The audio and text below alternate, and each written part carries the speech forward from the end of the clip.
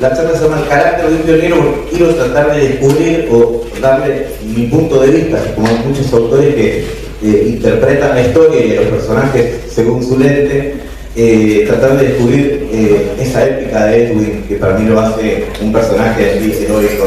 El carácter y la personalidad de una persona se forma a través de una combinación de factores biológicos, psicológicos y sociales.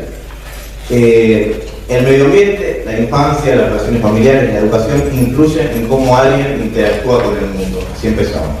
Y vamos a empezar con lo básico, ¿no? Edwin Rover nació el 28 de febrero de 1837, el primer hijo de John Kendrick, que era un granjero, y Mary Hughes, en Gales, nació en una granja situada entre los pueblos de Kilkine y Nanner. Es una zona rara de llegar, la verdad que yo traté de buscarlo y es una zona rural.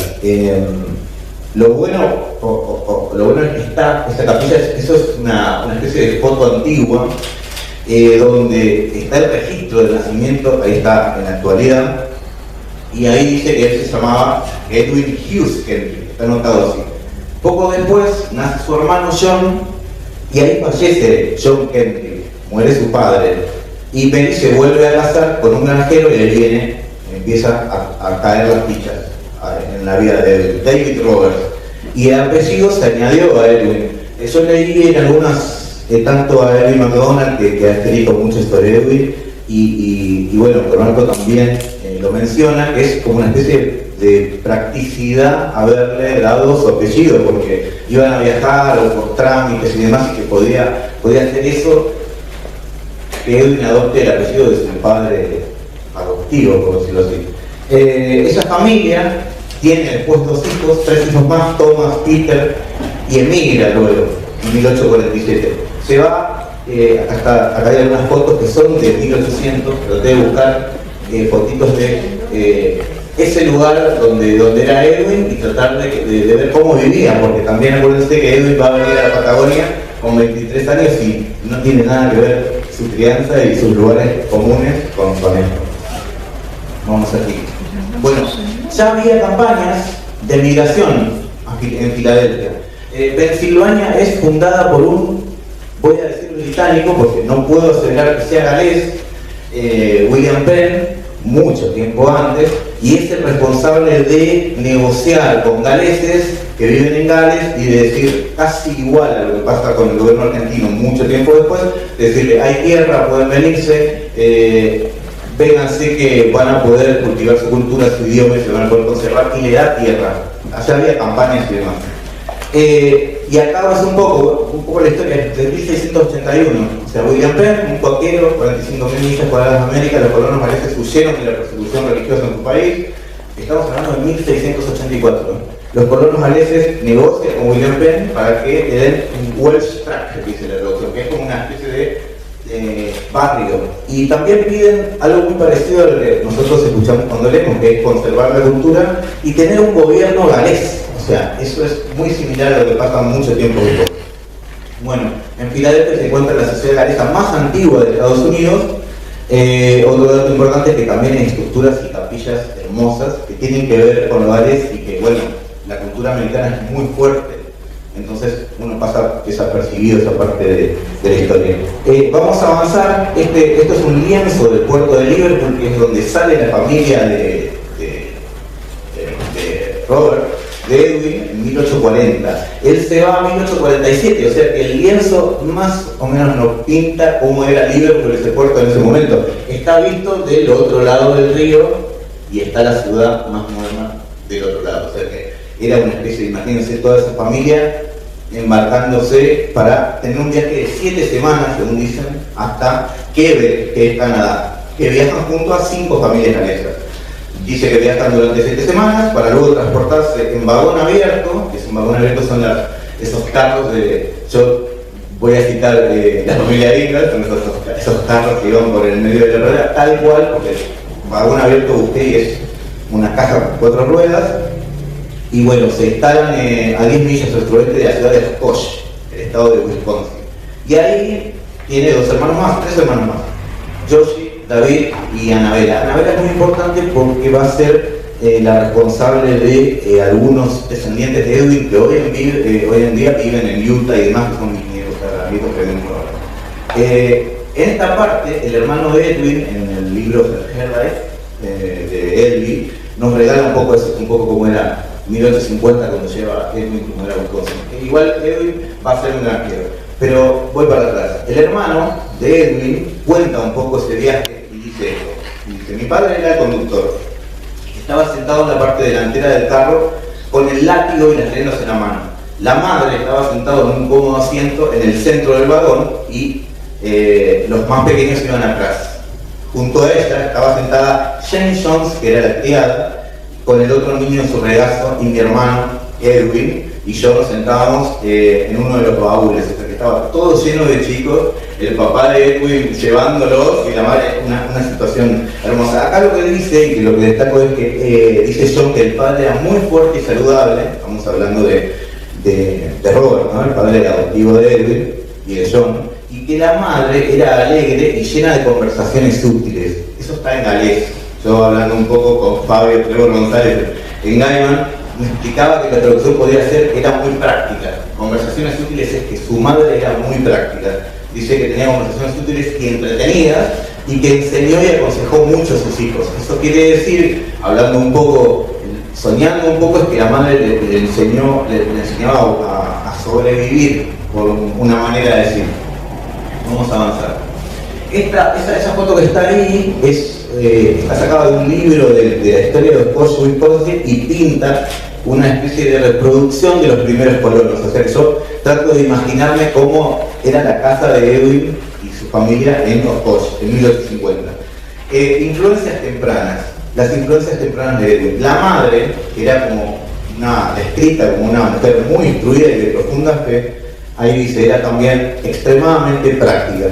Aprovechaba lo poco que tenían tanto en la cocina como en sus vidas cotidianas, como por ejemplo hacerle la ropa a sus hijos, mostrando siempre ingenio y determinación. Su esposo, David Robert, el padre adoptivo de Edwin, compartía ese espíritu trabajador y junto a otros colonos en 1848 construye una escuela. Y era una escuela de madera donde los chicos de la colonia, de las familias galesas que habían ido a Wisconsin, recibían instrucción, pero también talaban árboles, construían puentes, se esforzaban por crear una vida mejor. Y cuando voy a leer eso, digo, claro, se me viene la Patagonia, se me vienen las cavas, se me viene quedar dormir en la playa, y voy como entendiendo un poco cómo no le ha costado mucho hacer eso. También ahí dice que su madre no solo era una madre dedicada, sino que también era una narradora talentosa. Y yo lo pienso a Edwin, que siempre cuentan que él iba a convencer, que andaba pregonando cordales y las ideas, y el entusiasmo, y claro, ya viniendo de su madre, una madre práctica y contadora de historias, digo, bueno, su carácter va formándose por ahí. Entre las historias que contaba la madre, de antiguos guerreros galeses, se destaca el mito de Madoc. El mito de Madoc, vamos acá. El mito de Madoc es una historia de un príncipe galés que, según la leyenda, había navegado hacia América alrededor del siglo XII, mucho antes de que Cristóbal Colón llegara al continente. Se dice que Madoc realizó viajes, ida y vuelta, llevando colonos galeses que afirmaban haber encontrado tribus indígenas y que también hablaban como su mismo idioma. Eso es el mito, ¿no? Hay una prueba de esto, de que Edwin era un ferviente creyente de esta historia, de esta leyenda, porque en su libro, el único libro de Edwin que hay, que se llama Hans Decker de Blackburn Patagonia, que es de 1893, en el capítulo 1 la primera pregunta es: ¿quién descubrió América por primera vez? O sea, él lo cree fervientemente, cosa que leyendo a Abraham Matthews en un momento también menciona que Edwin era un ferviente creyente de esa historia. O sea que voy juntando practicidad, voy juntando lo narrativo y voy juntando un poco la fe, porque creer en algo fervientemente en una historia te lleva a sobrellevar eventos y sucesos que no podría soportar si no tuvieras un corazón enorme como este personaje. Bueno, acá vamos a informar. Bueno, esta es la iglesia de Peniel en Wisconsin, ¿no? Porque acá lo que dice es que su madre y sus hermanos y demás se criaron en esa capilla. Esa capilla se llama Peniel y está en Wisconsin. Y acá les voy a leer un pedacito que dice esto. Mira. Los asentamientos galeses en el estado de Wisconsin eran conocidos por el nombre de su capilla, construida por los integrantes de la comunidad. Edwin y sus hermanos crecieron y se cultivaron ahí. A pesar de la pobreza, todos se esforzaron por mantener los estándares aprendidos en el viejo país. Era común ver a Mary y a su madre y otras mujeres llevar a sus hijos descalzos a la escuela dominical para luego ponérselos al llegar a la capilla. Y acá me detengo porque los llevaba descalzo para no gastar. Y Edith McDonald, viene de la rama de Edwin, me contó que su abuela, hablando en Gaiman, le contaba esas historias de que Edwin predicaba descalzo. Él se sacaba las botas y cuando llegaba al pueblo se ponía las botas y entraba con sus botas puestas. El tono era un poco épico, pero la verdad es que ahora pienso y digo, es un sentido práctico, o sea, lo tiene de su madre. Voy construyéndolo de chico. Digo, no, Edwin es un reflejo de todo ese aprendizaje, que acuérdense que Edwin cuando llegó tenía 23, 24 años, o sea, vamos a seguir con esto. Aquí está, esto es un dibujo de cómo era en ese entonces esa capilla en Wisconsin. Y esta es la capilla hoy. Integrantes de esta capilla me dieron un link, si quieren después se lo paso, de un libro que cuenta la historia de los colonos de Oscosh. Y acá viene algo muy interesante, algo que se llama las sociedades literarias. Sociedades literarias de Oscosh, Wisconsin. Y les voy a leer un poquito de qué se trata esto.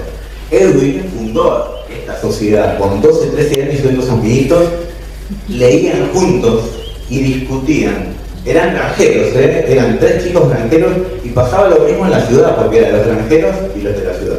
Sociedades literarias, leer un poco más. Surgieron como faros de cultura y educación en la segunda mitad del siglo XIX, reflejando el compromiso de los colonos galeses con el aprendizaje, la preservación de su identidad cultural. Edwin era el mayor de los hermanos y con tan solo 12 años, año 1850, junto a otros amigos, fundó una de las primeras sociedades literarias de la región, marcando un hito en el desarrollo cultural local. Este esfuerzo se inserta en un contexto más amplio de expansión y establecimiento comunitario.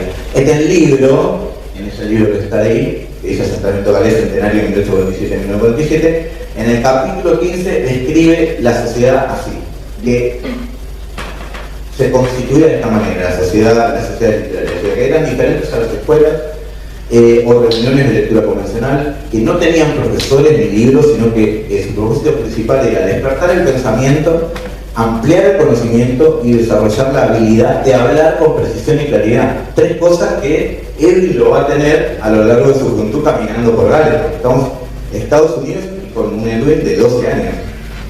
El texto también subraya la importancia de estas sociedades en el desarrollo de la educación a futuro en las universidades. Eso es lo que dice. Acá hay una cosa muy linda que está en este libro, es que dice, cuenta una historia, que los chicos los intelectuales de la ciudad empiezan a escuchar que los granjeros también tienen sus sociedades y también de barrios, entonces empiezan a decir, ¿qué saben los granjeros? ¿Qué sabrán? ¿De qué discutir? Los invitan a participar en una especie de ronda de debate en el cual Robert, son 3, Edwin forma parte de uno.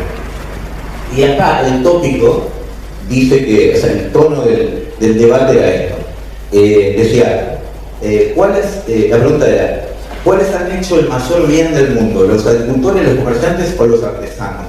Obviamente ganó Edwin porque dijo que la agricultura es más importante, porque era un árbol que empezó a crecer en un jardín del Edén, creciendo constantemente a través de los siglos, y que el comerciante y el artesano eran solo ramas que habían crecido en el árbol, y que el árbol podía vivir sin ramas, pero las ramas no pueden vivir sin árbol. Y ahí me pareció fantástico, con 12, 13 años se llevaron el premio y ganaron esa confrontación. Ahí en esos debates, bueno, creo que fue la primera vez que Edwin empieza a escuchar la Patagonia es un lugar adecuado para ir, porque en esa época también se debatía, estaban buscando otros lugares para ir. Y hubo uno de los debates en esa época que decía, ¿es la Patagonia un lugar adecuado? A este país pueden emigrar los galeses, estamos hablando de 13, 14 años de Edwin. Eso es lo que sería lo que yo menciono, que son las chicas patagónicas. Esto era una escena de lo que era Wisconsin, no eran los granjeros de Wisconsin. Lo busqué en un libro de historia de ese lugar, recomendado por esta gente, como para pintar un poco el cuadro, ¿no? Porque uno se imagina un Edwin granjero y la verdad es que me lo imagino de una manera muy distinta a lo que puede ser grabado. Esta imagen también, porque acuérdense que Edwin y los chicos construían, talaban árboles, hacían pozos, y estas fotografías son medianamente de ese lugar y de esa época, en Wisconsin, Estados Unidos. Esta cabaña también es muy famosa en ese lugar porque está fechada en 1856, o sea que quiere decir que Edwin habría pasado por ahí, se habría criado por esa zona, porque es un lugar muy, digamos, conocido en ese estado por reuniones, se juntaba, la gente se juntaba ahí. Seguimos avanzando, Wisconsin 1847, 1860. Acá viene algo que bueno, que ya Edwin, empapado de ideas, pensamientos, llega a ser un gran orador porque dicen ya que era un muy buen discutidor de ideas, entonces ya lo llamaban, participaban muchísimo en eso.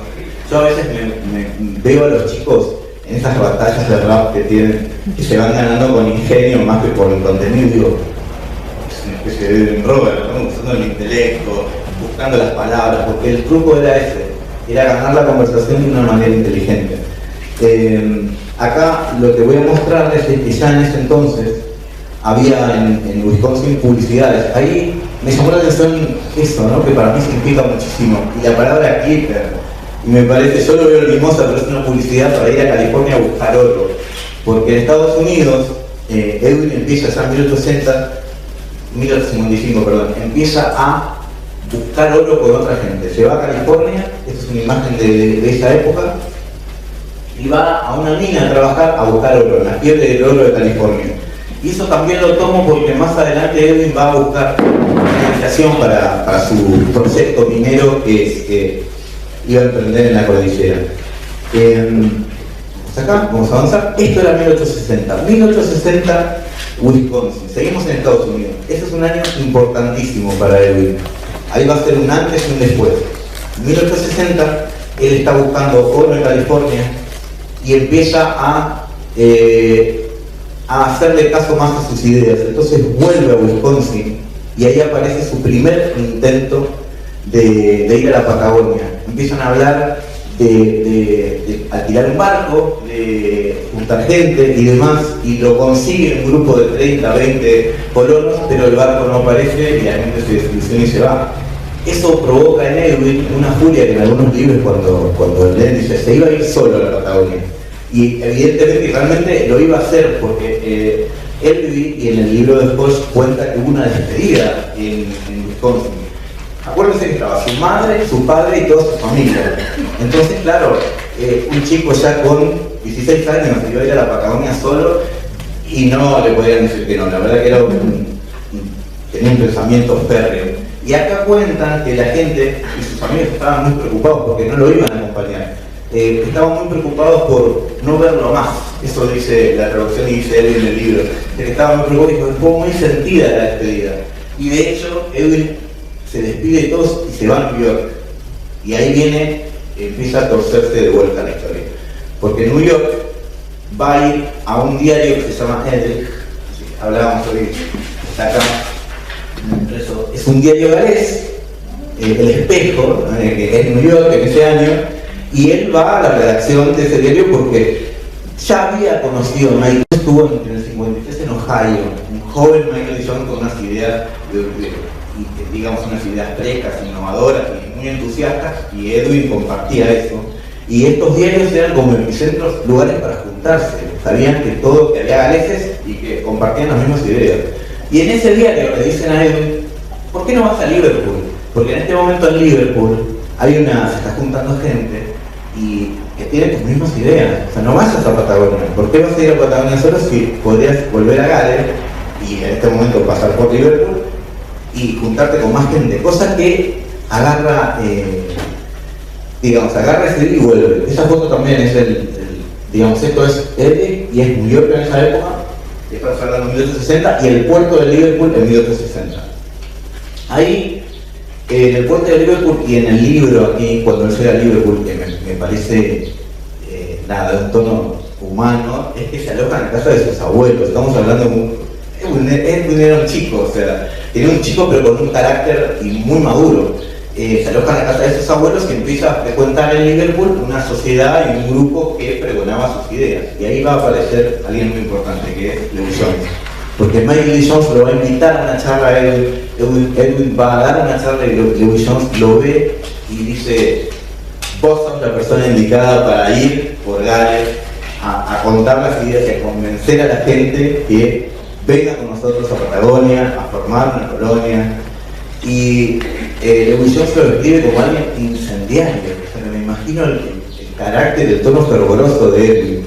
Lewis Jones era un tipógrafo, trabajaba en ese momento en Liverpool, que también tenía una edad muy cercana a él. Michael Lee Jones era más grande, ellos tenían 20 y pico de años, y Lewis Jones ya pisaba los 40, Michael Lee Jones los 40. Y ahí empieza una cosa que va a ser, que va a empezar a caer, ¿no? Porque Edwin empieza como a perfeccionarse. Se alista en esas fotos de 1860 y se alista en los rifleros de Lancashire. O sea, ya dejó Estados Unidos, ya pasó por New York, se fue a Liverpool, y en Liverpool él ya se quiere ir. Bueno, vamos, vamos, y las cosas no se daban, necesitaban más preparación. O sea, 5 años antes de venir a Patagonia, con 23 años, se alista ahí porque él dice que necesita instrucción militar, necesita aprender a usar rifles y demás.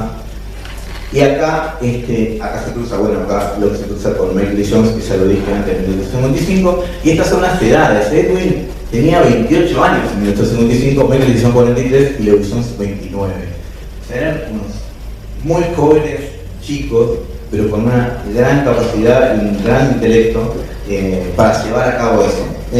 Acá hay una partida, una descripción que dice que en el libro de Edwin O'Donnell dice que el viaje de Estados Unidos a Liverpool de Edwin fue muy triste, pero que también fue como de un mar muy borracho, o sea que la pasó bastante mal en el viaje. También dice que en Liverpool los esperan la familia Hughes, que son sus abuelos maternos, que lo lleva a la practicidad y la fe de su madre, que se acuerda del trabajo de su padre. El que lo cuenta y el que escribe un poco sobre él es su hermano John. John nos regala la descripción del padre y un poco el carácter de Edwin.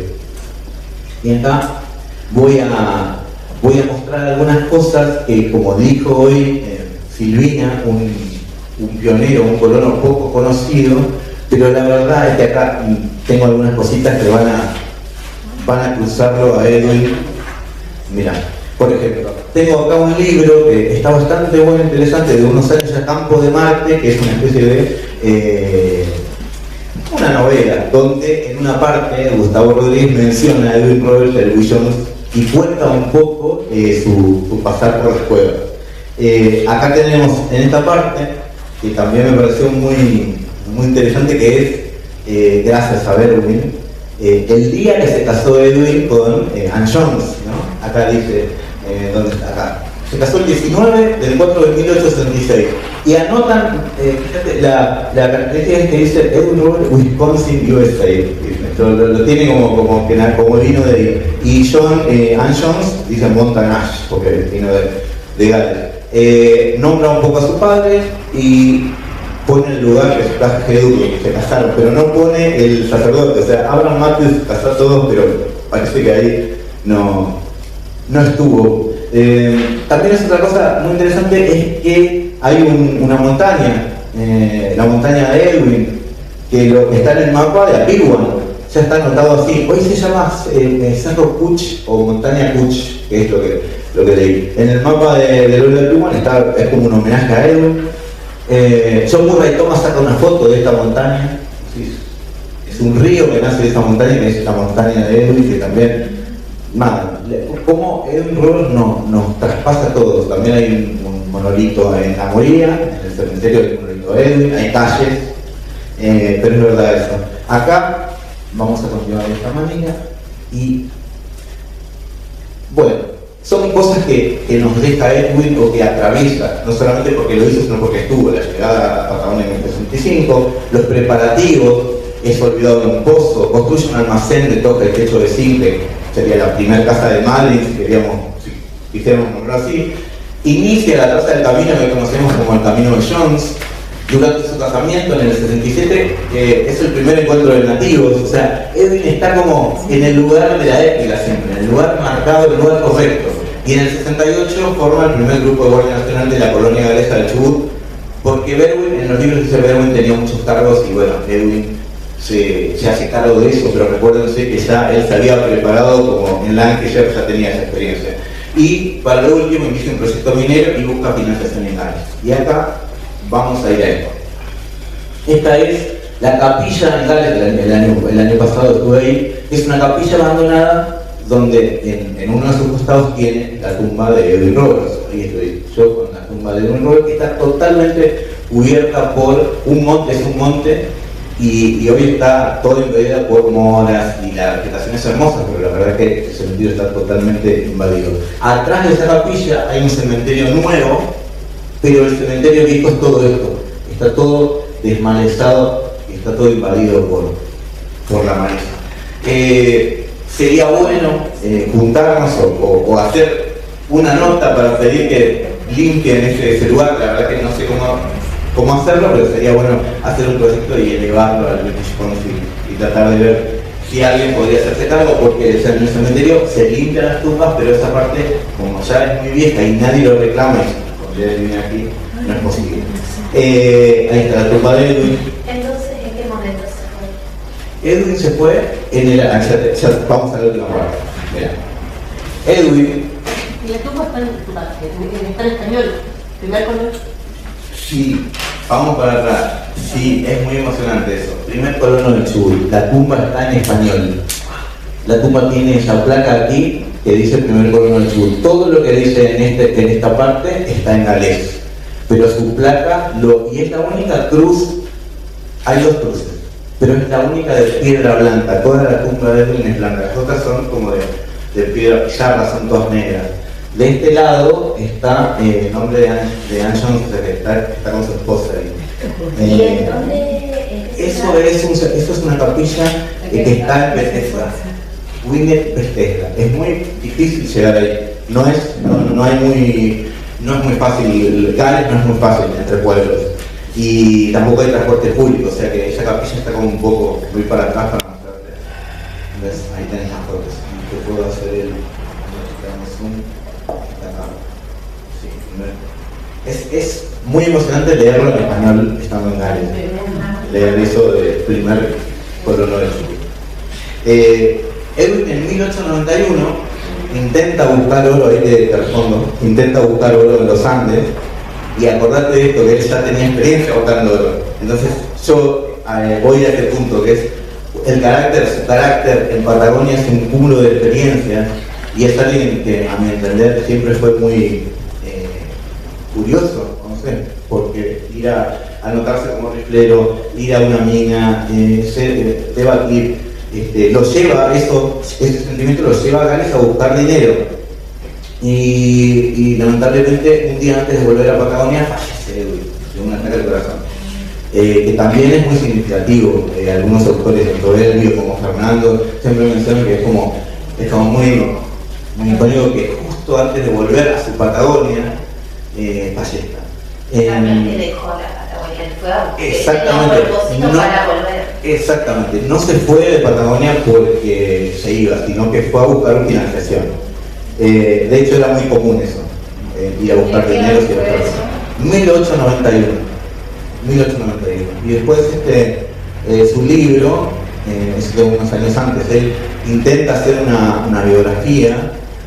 Hay una primera parte que cuenta su niñez, justamente, que habla del mito del mago y demás, pero no llega a contar sus impresiones de la Patagonia, que hubiese sido muy interesante leerlo.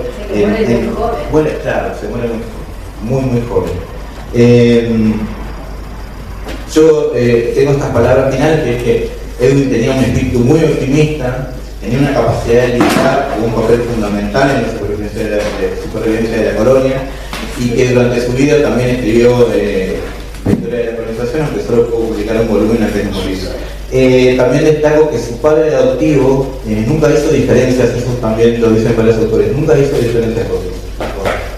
Y que también me parece una cosa, y estoy hablando de manera humana, ¿no? Muy hermosa de Edwin y muy hermosa de su familia, que lo ligo con alojarse en la casa de su abuela en Liverpool y también la despedida muy sentida de sus familiares en Wisconsin, cosa que él no era muy era desprendido, pero de un carácter más sentimental, seguramente dicen acá algunos autores.